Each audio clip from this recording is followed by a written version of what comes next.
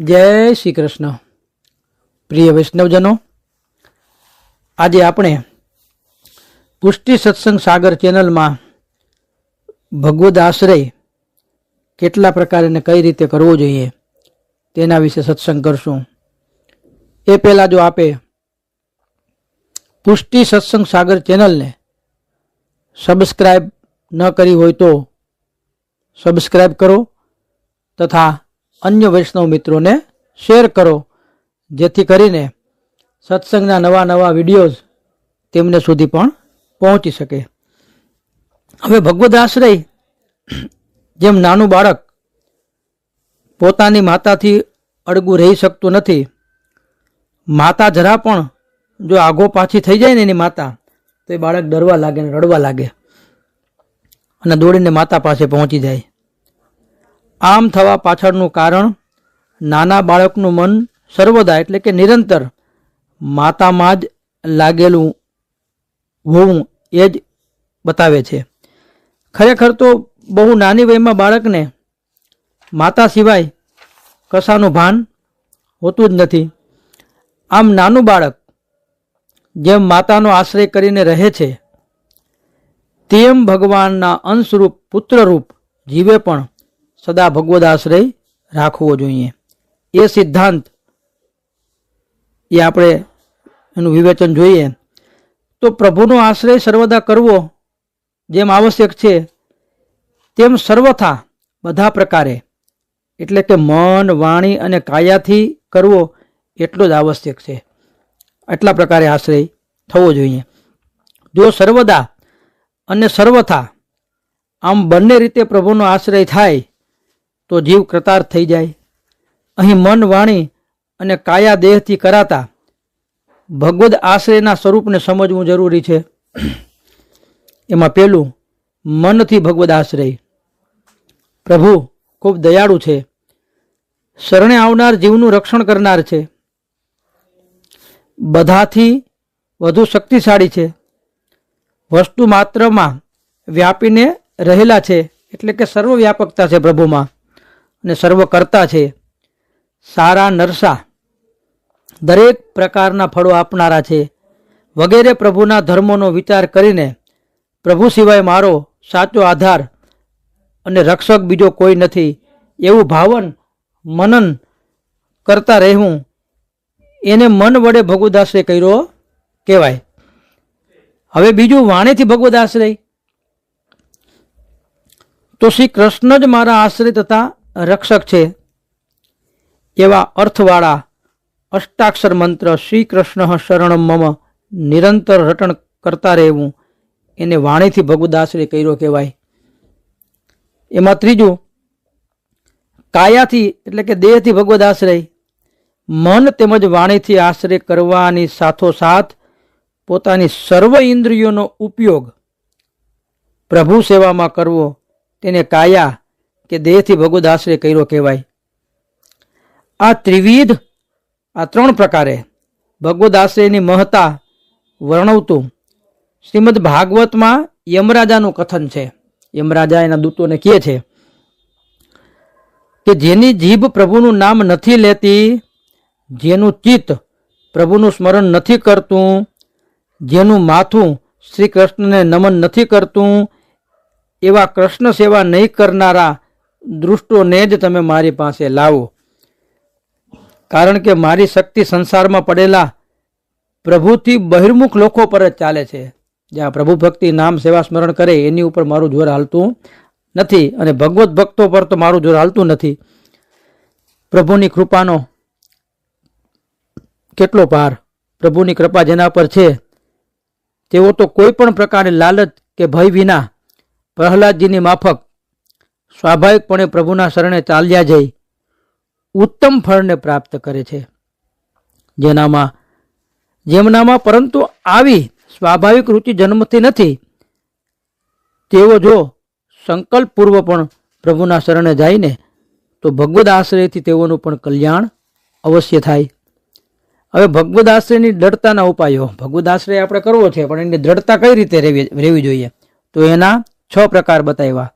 એક તો મહાત્મ્ય જ્ઞાન, બીજું જીવ સ્વરૂપ જ્ઞાન, ત્રીજું અન્યાશ્રય ત્યાગ, ચોથું નિસાધનતા ભાવન, પાંચમું દીનતા, છઠ્ઠું વિવેક અને સાતમું હજી એક ધૈર્ય. આ ભગવદ આશ્રયને દ્રઢ કરવાના 7 પ્રકાર બતાવ્યા. તો એમાં પહેલું મહાત્મ્ય જ્ઞાન. જ્યાં સુધી પ્રભુના અલૌકિક સ્વરૂપ તેમજ ચરિત્રોનું એટલે કે મહાત્મ્યનું સરખું જ્ઞાન આપણને થતું નથી, ત્યાં સુધી આપણું મન પ્રભુના તરફ વળી શકતું નથી. આથી દ્રઢ આશ્રય કેળવવાની ઈચ્છાવાળાએ પ્રભુના સ્વરૂપ, ગુણ તેમજ લીલા એટલે કે ચરિત્ર કર્મનું યથાર્થ જ્ઞાન મેળવીને તેનું સતત ચિંતન કરતા રહેવું જોઈએ. જીવ સ્વરૂપ જ્ઞાન. જીવ માત્ર ભગવાનના અંશદાસ છે. ભગવાનની સરખામણીમાં તે અત્યંત તુચ્છ અને અસમર્થ છે. આવા સમગ્ર જળ જીવાત્મક સૃષ્ટિની ઉત્પત્તિ પ્રભુએ પોતાની ક્રીડા માટે પોતાનામાંથી જ કરી છે. આથી જગત પિતા પરમાત્માના આશ્રય જઈ એમના સેવક બનીને જીવન વિતાવવું એ જીવ માત્રનો પ્રાથમિક ધર્મ છે. જીવ સ્વરૂપના આ પ્રકારના જ્ઞાનથી આપણે પોતાના સાચા કર્તવ્યનું નિર્ધારણ કરી શકીએ છીએ. હવે ત્રીજું અન્યાશ્રય ત્યાગ. આનું વિસ્તારસર જો નિરૂપણ કરવામાં આવે તો નિસાધનતા, અન્યાશ્રય ત્યાગ તો આપણે ખબર જ છે કે અન્ય દેવી દેવતાનો કૃષ્ણ સિવાય આશ્રય ન હોવો જોઈએ, એક જ કૃષ્ણને આશ્રિત. ચોથું નિસાધનતા ભાવન.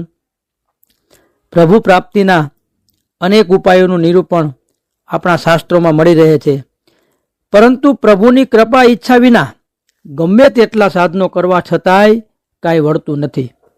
ભગવાન જાતે જે જીવની સામે પ્રગટ થવાની ઈચ્છા કરે છે તે જીવ જ પ્રભુના દર્શન કે ભક્તિ પ્રાપ્ત કરી શકે. આથી પ્રભુ સેવા, સ્મરણ, કીર્તન વગેરે જે કાંઈ પણ સાધનો આપણે કરી રહ્યા છીએ તે આપણે આપણા બળે જ કરી રહ્યા છીએ એવો ભાવ ન રાખવો જોઈએ. આ તો પ્રભુ કરાવી રહ્યા છે, આ નામ સ્મરણ પ્રભુ લેવડાવી રહ્યા છે, આ સેવા તો પ્રભુની કૃપાથી પ્રભુ આ સેવા લઈ રહ્યા છે, આવી દિનતા હોવી જોઈએ, એમ એવો નિસાધન ભાવ હોવો જોઈએ. હવે પાંચમું દિનતા. જેમ એક રાજા સાથે તેના નોકરો તથા પ્રજા નમ્રતા તથા આદરપૂર્વક વર્તે છે, તેમ શરણાગત જીવે પણ રાજાધિરાજ પ્રભુ સાથે નમ્રતા તથા આદરપૂર્વક વર્તવું જોઈએ. આને જ દિનતા પણ કહેવામાં આવે છે. દિનતા કેળવવાના ઉપાય કઈ રીતે દિનતા મળે? તો પ્રભુ તેમજ જીવના સ્વરૂપના જ્ઞાનથી આપણામાં દિનતા આવે. પરંતુ દિનતા કેળવવા માટે માત્ર આટલું જ પૂરતું નથી. દિનતા ભાવના વિરોધી આપણા મનમાં કેટલાક વિકારો અને દુર્વૃત્તિઓનો ત્યાગ પણ જરૂરી છે.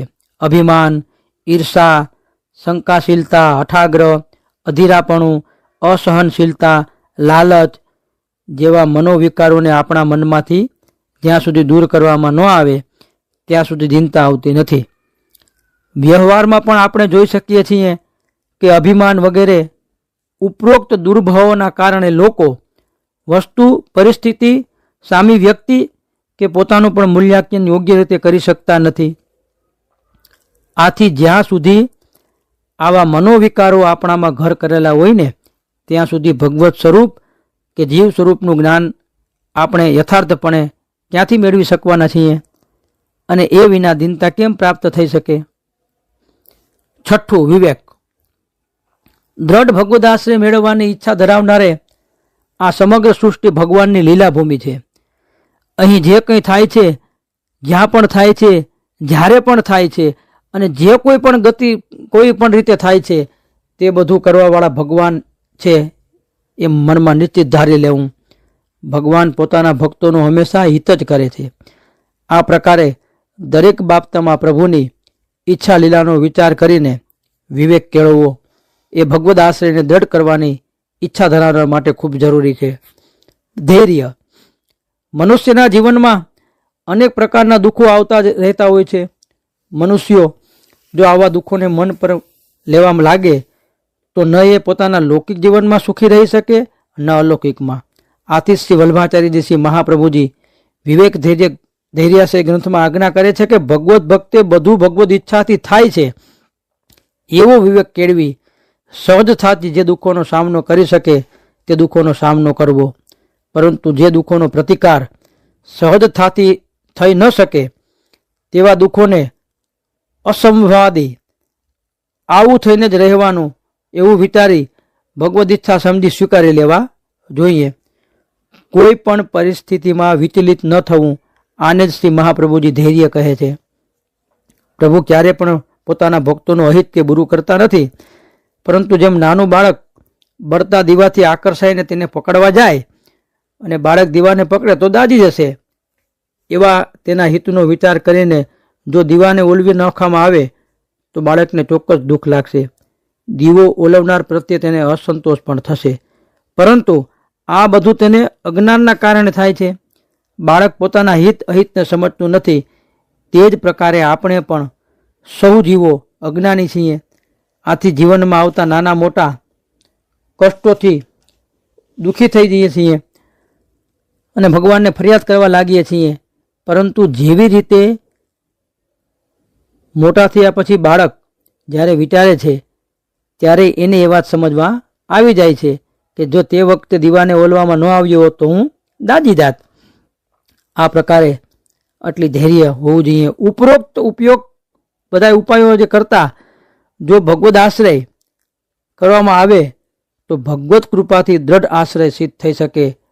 આશ્રયની મહત્તા વર્ણવતા શ્રી મહાપ્રભુજી વિવેક ધૈર્યાશ્રય ગ્રંથમાં આજ્ઞા કરે કે કલિયુગમાં જ્યારે પ્રભુની પ્રાપ્તિના કર્મ જ્ઞાન અને ભક્તિ માર્ગો મુશ્કેલીથી ફળ આપનારા થઈ ગયા છે, ત્યારે નિસાધન એવા સર્વ જીવો માટે સદાય કલ્યાણકારી એવા એક આશ્રયનું નિરૂપણ કરાયું છે. તો કઈ રીતે ભગવદ આશ્રય દ્રઢ કરવો એના વિશે આપણે સમજ્યા. શ્રી વલ્લભાધીશ કી જય.